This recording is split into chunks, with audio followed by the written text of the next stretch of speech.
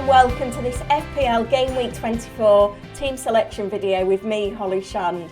In today's video, I'm going to be looking at my chip strategy and transfer plans for the coming game week, as well as a big captain decision. Let's get into it. Double game week 23 ended on a reasonably sized red arrow for me. All the progress I made in double game week 22 has been reversed, and the fact that I had 22 points on my bench is bad. I wish I'd played the bench boost. It looked like it could be on before the game week, but I didn't have the conviction to do it when we know that we've got the big doubles coming up. But having Shaw as my last sub on a 12-pointer, I'd made a mistake there, that's for sure.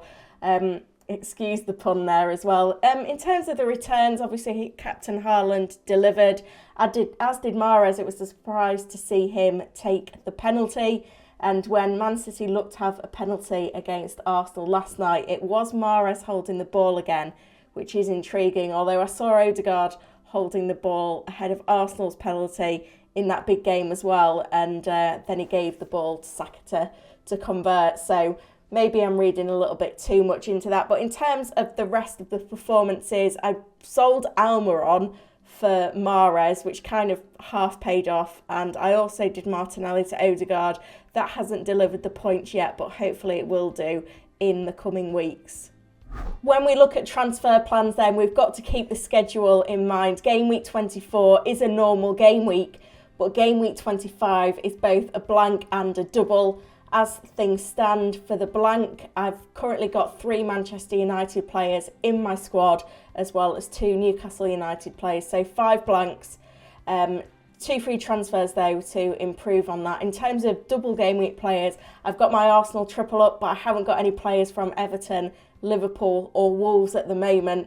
Mo Salah's probably going to be the obvious target, but I haven't got a route to him at the minute, even if I sell Bruno Fernandes. So a few headaches coming up with that one. And then we need to look at the wider schedule as well. We've had double game week 27 announced now as well. In terms of players for that, Brentford, Brighton, Crystal Palace, Southampton, I currently own none of them.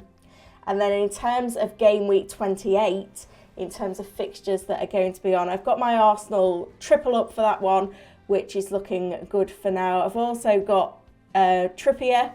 Whether I hold on to Botman or not now is the big contender in terms of my transfer plans, but it is really difficult. I've got Kepa as well, so that's a solid 5 as things stand. We should get another fixture dropping in as well, but it is going to be really difficult to navigate this schedule now, especially when you look at the likes of Brentford and Brighton, who are teams that are in good form, have good fixtures, but double in 27, probably 29 as well, but blank in 28, which has got me thinking about what chip strategy I should adopt. In terms of chip strategy then, I've still got my wildcard free hit and bench boost, and I'm going to be looking to utilise them as I look to navigate these blanks and doubles. The bench boost I'm probably going to save for a little bit later in the schedule, but it is good to use it close to a wildcard to attempt to maximise the number of doublers. But I am tempted now to use the free hit or the wildcard or both to really navigate and optimise for 27 through to 29. I'm not going to commit to a strategy yet because we'll know more about how blank game week 28 and potentially double game week 29 shake out following game week 25 and game week 26. But I am tempted to potentially free hit in one of 28 or 29, or even wildcard in 27 and free hit in 28. So this is why it opens up Botman again as a transfer out, because I was looking to hold him for the game week 28 blank as one of my Newcastle players, even though he blanks in 25. He's got a fixture in 28, but now I could be tempted to free hit in 28, then I could obviously sell Botman. So looking ahead to blank and double game week 25, in terms of the players to lose, I think I'll retain Trippier, Shaw and Rashford now, and probably sell Bruno Fernandes and Botman. I think James Tarkowski is a good punt in terms of the defenders that double in game week 25. That midfield slot, though, is a little bit more problematic in terms of the players you can look to be potentially bringing in or not. I'd love to own Saka. Still don't feel like I'm on the right Arsenal triple up, but it's something that I need to weigh up in the coming weeks. So I think what I'm going to do in game week 24 is roll the transfer, and then I've got 2 frees for game week 25. Could even take a -4 and do a little bit of a mini wild card. That's something that's on my mind, but I just need flexibility at the moment. I could potentially still find a route to Salah in game week 25, but it's probably going to mean selling, you know, the likes of Mahrez or Nketiah as a route to getting him in, which I'm not loving that plan at the moment. But if I am going to wildcard soon, that does minimise the risk in that strategy. Moving on to my team selection then, and then between the sticks, I think it's easy to play Kepa over Ward. 4 clean sheets in 8 since the restart. Hopefully he gets back to it with another shutout this weekend against West Ham. Defenders, bit of a bench dilemma here. I think it's easy to bench Botman against Liverpool. I do expect Liverpool to score in that game, even with their patchy form. But then who do you start out of Gabriel, Walker, Trippier and Shaw? Who do you bench? I think I'm going to play Shaw, Trippier and Gabriel and bench Kyle Walker. I know Man City have got a better clean sheet potential, but it is an away game. Nottingham Forest have been very good at home, so I feel like I can get away with benching Walker, especially when he's probably the least nailed on for a start. Obviously he started both games in the double. I was hopeful he'd come good. He kind of did in terms of minutes, but not in terms of clean sheets. But I feel like he could easily get a surprise benching for Forest. Pep does weird things when he plays against teams that play with wing backs, so be interesting to see how he shapes up. But I think I'm happy to take the risk because I need to start the players with the higher ownership. You know, Luke Shaw, the Arsenal defence, Trippier, all really highly owned. Trippier you can't bench just because of his attacking potential, even if Newcastle don't keep a clean sheet.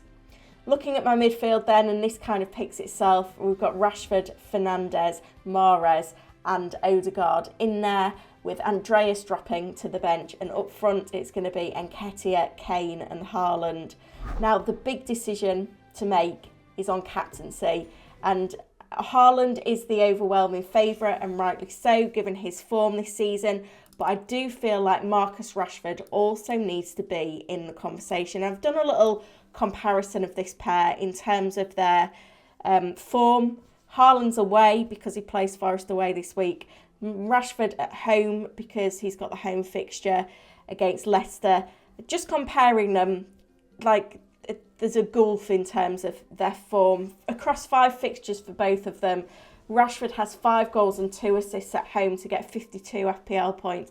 Haaland, 3 goals, no assists, 25 fantasy points in that time in away games since the restart. So on paper, Rashford is the better captain pick, but it does come with jeopardy because if you go with Rashford over Haaland and Haaland gets a hat-trick, you're going to see massive red arrows.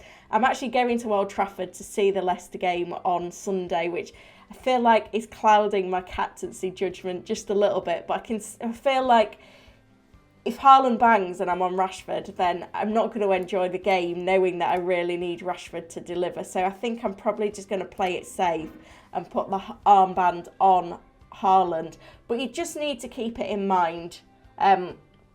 Rashford certainly needs to be in the captain conversation. You need to weigh up the risks, the reward, whether you're really chasing rank or chasing in mini leagues and want to move up when you're making that captain decision, because Rashford is a really good pick for this week. And I know Haaland will be the overwhelming captain candidate once again. He's in the lead in all the polls by at least 50%, but it's not a clean-cut decision this week. I want to hear your transfer and captain dilemmas ahead of the game week deadline, so don't forget to get in the comments. I do try and answer all questions within 24 hours of this video going live, and I'll be back with the press conference live stream, which comes on Friday at 1 o'clock UK time. Do not miss it. The link is in the description, so you can hit that notify button. Good luck for FPL Game Week 24.